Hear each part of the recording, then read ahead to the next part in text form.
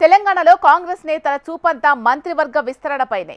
ముదిరాజ్ సామాజిక వర్గానికి కేబినెట్లో చోటు కల్పిస్తామని పార్లమెంట్ ఎన్నికల టైంలో సీఎం హామీ ఇవ్వడంతో ఆ వర్గం నేతల్లో పోటీ ఇంకాస్త ఎక్కువగా ఉంది.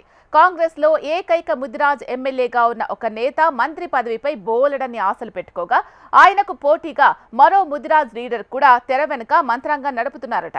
దీంతో పదవీ యోగం ఎవరికి దక్కనుంది అనే ప్రచారం సాగనుంది. ఇంతకు తెలంగాణలో మంత్రివర్గ విస్తరణ ఎప్పుడు? ముదిరాజులకు మంత్రి పదవి ఇస్తానన్న సీఎం హామీని నిలబెట్టుకుంటారా? ఇస్తే ఎవరికి ఇస్తారు అనే చర్చ నడుస్తోంది. తెలంగాణలో కాంగ్రెస్ ప్రభుత్వం ఏర్పడి ఏడాది పూర్తయింది. కానీ ఇప్పటికీ పూర్తిస్థాయి మంత్రివర్గం మాత్రం కొలువుదీరలేదు. గతేడాది డిసెంబర్లో 11 మంది మంత్రులతో కలిసి ప్రభుత్వాన్ని ఏర్పాటు చేశారు సీఎం రేవంత్ రెడ్డి. తెలంగాణ కేబినెట్లో 18 మందికి అవకాశం ఉండగా ప్రస్తుతం సీఎంతో కలిపి 12 మందే ఉన్నారు. ఇంకో 6 మంత్రి పదవులు ఖాళీగా ఉన్నాయి.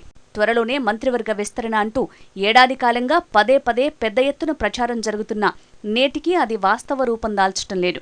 పార్లమెంటు ఎన్నికల తర్వాత అయినా కేబినెట్ విస్తరణ ఉంటుందని అంతా అనుకున్నారు. సీఎం రేవంత్ ఢిల్లీ వెళ్లిన ప్రతిసారి మంత్రివర్గ విస్తరణపై హైకమాండ్తో చర్చ జరిగిందని జోరుగా ఊహాగానాలు వెలువడటం, ఆ మేరకు ఆశావహులు ఎవరి స్థాయిలో వారు అధిష్టానానికి రాయబారాలు పైరవీలు చేసుకోవటంలో బిజీ అయ్యేవారు. మంత్రి పదవుల కోసం పోటీ పడే ఆశావహుల లిస్టు పెద్దగా ఉండటం, జిల్లాల వారీగా సామాజిక సమీకరణాలను లెక్కలోకి తీసుకోవాల్సి ఉండటంతో కాస్త ఆచీతూచీ వ్యవహరిస్తున్నారు సీఎం రేవంత్. ఉమ్మడి జిల్లాల వారీగా చూస్తే ఆదిలాబాద్, నిజామాబాద్, రంగారెడ్డి, హైదరాబాద్కు మంత్రివర్గంలో ప్రాతినిధ్యం లేదు. సామాజిక వర్గాల వారీగా చూసినా కొన్ని కులాలకు కేబినెట్లో చోటు దక్కలేదు.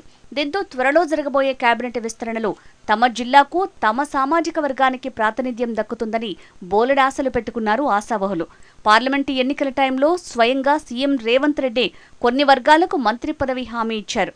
అందులో ప్రధానంగా రాష్ట్రంలో అత్యధిక జనాభా ఉన్న ముదిరాజ్ సామాజిక వర్గానికి మంత్రివర్గంలో ప్రాతినిధ్యం కల్పిస్తామని మహబూబ్నగర్ పార్లమెంటు ఎన్నికల ప్రచారంలో మాటిచ్చారు సీఎం రేవంత్. దీంతో గత అసెంబ్లీ ఎన్నికల్లో ముదిరాజ్ కులం నుంచి ఏకైక ఎమ్మెల్యేగా గెలిచిన వాకిటి శ్రీహరికి మంత్రి పదవి దక్కుతుందా లేదా?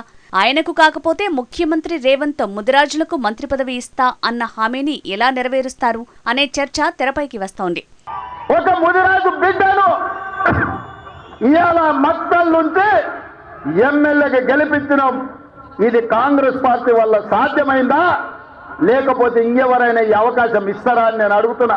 అందుకే ఇవాళ ఈ వేదిక మీద నుంచి మీకు ఒక మాట ఇవ్వదలుచుకున్నా. మహబూబ్నగర్ లో వంశీ చంద్రెడ్డిని గెలిపించండి, తెలంగాణలో 14 సీట్లు ఇవ్వండి, ఆగస్టు 15 తారీఖు లోపల మీ ముదిరాజు బిడ్డను మంత్రిని చేసే బాధ్యత నాది.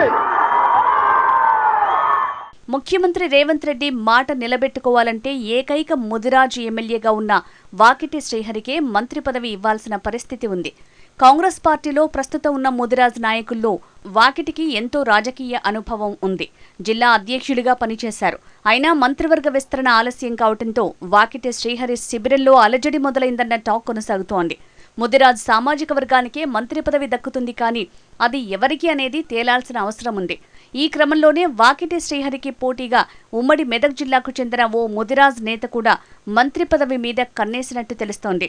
వ్యాపారవేత్త అయిన ఆ నేత ఎమ్మెల్సీ పదవి పొంది ముదిరాజ్ కోటాలో మంత్రి పదవి దక్కించుకునేందుకు పావులు కదుపుతున్నారట. దీంతో వాకిటి శ్రీహరి ఆశలకు గండిపడే పరిస్థితులు తలెత్తాయన్న టాక్ ఉమ్మడి పాలమూరు జిల్లాలో కొనసాగుతోంది. మహబూబ్నగర్ పార్లమెంట్ స్థానాన్ని ప్రతిష్టాత్మకంగా తీసుకున్న రేవంత్ రెడ్డి తమ అభ్యర్థి గెలుపే లక్ష్యంగా హామీల వర్షం కురిపించారు. అందులో భాగంగానే ముదిరాజులు ఎక్కువగా ఉన్న మహబూబ్నగర్ పార్లమెంటు పరిధిలో ఆ వర్గాన్ని తమ వైపుకు తిప్పుకునేందుకు మంత్రి పదవి ఇస్తానని ఆయన పాల్గొన్న ప్రతి ప్రచార సభల్లోనూ చెప్పుకొచ్చారు. కానీ పార్లమెంటు ఎన్నికల్లో ఫలితాలు తారుమారయ్యాయి. ఎంపీగా బీజేపీ అభ్యర్థి డీకే అరుణ గెలుపొందడంతో సీన్ రివర్స్ అయింది. తాను అంత ప్రచారం చేసినా కాంగ్రెస్ అభ్యర్థి ఓడి బీజేపీ అభ్యర్థి గెలవడంపై ముఖ్యమంత్రి రేవంత్ రెడ్డి తీవ్ర అసహనంగా ఉన్నట్టు తెలిసింది. ఈ నేపథ్యంలోనే తాను ఇచ్చిన మంత్రి పదవి హామీని కూడా ముఖ్యమంత్రి అటకెక్కించినట్టు తెలుస్తోంది. అయితే ఉమ్మడి మెదక్ జిల్లాకు చెందిన యువనేత ముదిరాజ్ సామాజిక వర్గంలో బలమైన నేత కావడంతో ఆయనకు మంత్రి పదవి ఇస్తేనే బాగుంటుందని సీఎంకు ఆ సామాజిక వర్గానికి చెందిన పెద్దలు చెప్పినట్టు తెలుస్తోంది. ఈ క్రమంలోనే మక్తల్ ఎమ్మెల్యే వాకిటి శ్రీహరికి మంత్రి పదవి సీటు గల్లంతయ్యే అవకాశాలే ఎక్కువ ఉన్నాయన్న టాక్ ఉమ్మడి పాలమూరు జిల్లాలో జోరుగా సాగుతోంది.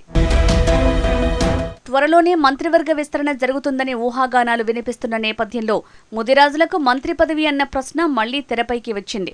కానీ ముదిరాజులకు మంత్రి పదవి వస్తే ఏ జిల్లాకు వస్తుంది అన్న ఉత్కంఠ తీవ్రంగా కొనసాగుతోంది.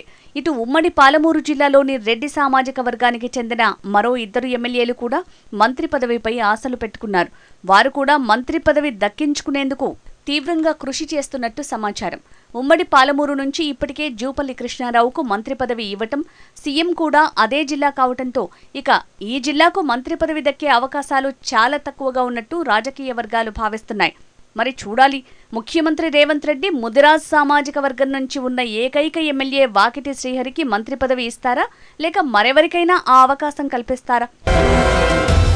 వచ్చే ఏడాది జనవరి లేదా ఫిబ్రవరిలో తెలంగాణలో పంచాయతీ ఎన్నికలు జరగనున్నాయి. లోకల్ బాడీ ఎలక్షన్స్లో ప్రతిష్టాత్మకంగా తీసుకున్న రేవంత్ సర్కార్ క్షేత్రస్థాయిలో పార్టీని పటిష్టం చేయాలంటే ఎక్కువ స్థానాలను గెలుచుకోవాలని చూస్తోంది. దీంతో కేబినెట్లో ఖాళీగా ఉన్న ఆ 6 పదవులను నింపి మరింత దూకుడుగా ప్రజల్లోకి వెళ్లాలని సీఎం భావిస్తున్నట్టు తెలుస్తోంది. దీంతో గతంలో ముదిరాజులకు సీఎం రేవంత్ మంత్రి పదవి హామీ ఇవ్వడంతో అమాత్య పదవి ఎవరికి దక్కుతుందనే ఉత్కంఠ నెలకొంది ఆ వర్గం నేతలు. ఇప్పటికే ఎవరికి వారు తెర వెనుక మంత్రాంగం కూడా నడుపుతున్నారట.